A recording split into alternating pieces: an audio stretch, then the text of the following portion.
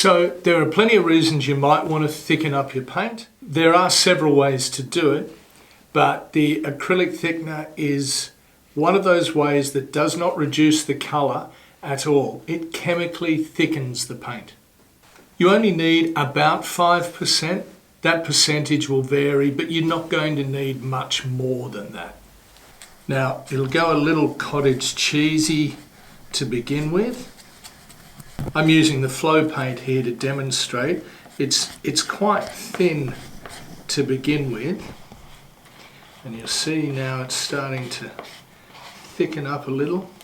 So just to demonstrate again, if I were to put this out without any paint in it, without any thickener in it, it just goes quite sort of flat, whereas here that will stay literally the way I leave it.